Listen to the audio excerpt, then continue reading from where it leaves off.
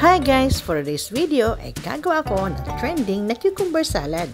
Kaya tara, samahan ninyo ako. So guys, ito yung mga gagamitin ko para sa ating cucumber salad. Since nag-trending po siya at hanggang ngayon ay trending pa din at alam nyo naman na gaya-gaya ako, gagawa tayo ulit. At ito ang mga ingredients na gagamitin natin para sa ating cucumber salad. Ito, syempre ang ating cucumber, ang ating canned tuna, kahit anong brand pwede, and mayonnaise, ayan. Tapos, maglalagay ako ng cheese and onion. At syempre, maglalagay din ako ng kaunting sesame oil. So, kanina nag-check ako sa YouTube.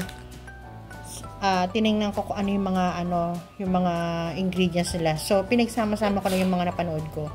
So, guys, tara na. Magluto na tayo. Ay, gumawa na tayo ng cucumber salad. So guys, itong cucumber, kailangan hugas na hugas ito guys ha. Lalo na kung yung balat niya. So kailangan ako binabad ko muna to sa tubig na may asin and then binalawan ko mabuti. So hindi rin ako fan ng maraming balat, kaya ganyan ang ginawa ko. Last time nung gumawa ako walang balat. So ayan, nag-iwan tayo ng konting balat. So ito, gamit na gamit sa akin to. Alam na yan. So ayan, magaganon tayo. Pero guys, be careful lang ha. Kasi matalim yan. Kung wala kayong ganito, pwede nyo hiwain ng maninipis. Diba? Nakikita nyo ba? Baka puro kamay na naman ha. Ayan. Pwede nyo hiwain ng maninipis guys. Ayan. Tapos, ayan, mapulo na. Pwede rin kayo magdagdag ng ibang ingredients kung gusto niyo ha. Wala lang kasi akong crab sticks Pag-check ko sa ref, wala na pala. Kung may crab sticks lang ako hahaluan ko na lang sana ng crab sticks. Ayan. Pwede nyo magiging lash ko. Ay, bakit? Guys, pwede magiging na. Ayan o, tama na guys. Hihiwain ko na lang yan. So, tada! O, diba? Ang dami na, guys. Ang cucumber lang yan, guys. O, diba? Madami na. So, guys, ito yung cucumber natin. So, isasaling ko lang siya dito. Pinaglagyan to ng ice cream. Wala kasi ako yung nakikita ko sa, sa Sokmed na yung pinaglalagyan niya is parang garapon. So, ito, lalagay natin dyan. Wait lang, kuha akong spoon. Guys, tapos ito yung ating, tawag dito? Tuna. Canned tuna. So, pwede yung in brine, pwedeng hot and spicy, pwede yung flakes in oil, kung anong gusto nyo guys. So, ayan. Kunti lang yung tuna ko po. Tapos, ilagay ko na ang cheese. Yan. And then, yung onion. Ayan guys. So, mix muna natin. Ay! Ano ba yan? Natapon. Sayang. Sorry guys. Ayan. Tapos, ito yung natin. Mayroon pa kasi kaya hindi ko muna bubuksan to. Ito muna. Sayang naman. Nasa ref kasi siya. So, lagay muna na ito muna maglagay kayo ng magtansya-tansya lang kayo. Guys, walang measurement yung ginagawa ko ha. Pero kayo, kung pwede kayong gumawa yung may measurement. Ako talaga, tansya-tansya lang ako guys. Tansyameter lang tayo guys. So, depende kung okay na sa panlasa ko. Yun. So, dun lang ako nagbabase guys sa panlasa ko. So, pwede nyo gawin ganun.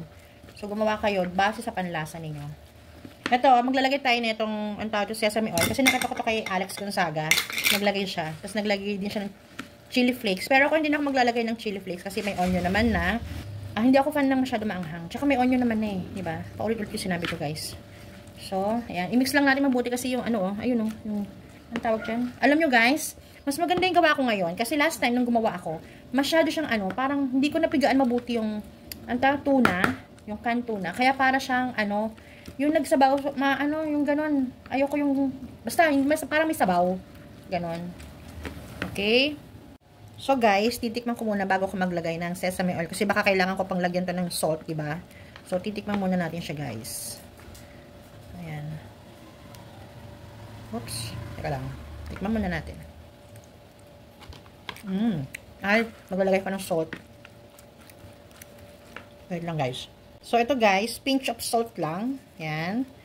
Alam nyo guys, parang mas masarap siya pag may onion. Sayang wala akong white onion Mas masarap sana kung may white onion. Mas gusto ko yung gawa ko ngayon kaysa yung last time. So ayan, pwede rin kayo mag-add ng sugar kung gusto nyo. So titikman natin ulit mamaya. Dagdagan ko pa ng konti pang asin. So dalawang kurot ng, pangalawang kurot to. Ay, tama na yung umalat, balik natin. Ayan. Kasi may cheese pala siya. Oo nga pala. Diba? Guys, ngayon ko lang naalala, dapat pala hindi ko siya hinalo. Kasi isi-shake pala natin yan. Anyway, shake na lang natin ulit. Magdadagdag ako ng mayonnaise. Oo nga pala, naalala ko. Ba't hinahalo ko? Sabi ko, dapat pala isi-shake siya. So yan, hindi na natin siya hahaluin dyan. Pagkos, isi-shake na natin siya. And then, maglalagay ako ng etong ating sesame oil. Konti lang. Siguro half teaspoon lang. Tablespoon. Ayan. Shang. Tapos, kukunin natin yung takip at isa-shake natin. So, guys, pasensya na kayo. Wala talaga ito. Hindi naman sponsored itong ice cream ito. So, wag na natin ipakita. Ayan, guys. I-shake na natin yung ating cucumber salad. Ayan. So, sabi, nasa pag-shake daw ito. Kung paano. Yung sarap niya, magbabase daw sa pag-shake mo. So, pag nag-shake kayo, kailangan pati yung body nyo. Pero, syempre, hindi ko papakita sa inyo na kumikending ako. So, ayan guys, sinishake na natin mabuti. Okay na siguro yan guys, nahalo ko naman kanina eh. Check na natin. Tada! Oh, diba? Ang bango guys. Tikman na natin. Tikman na natin. Ang sarap guys, ang bango. Ay, sorry. Masarap guys. Hindi ako fan ng sesame oil. Huwag nyo nalagyan. Ako hindi ko gusto ng may sesame oil. Pero masarap siya guys ha. Hindi lang ako fan ng sesame oil talaga. Pero konti lang naman nilagay ko.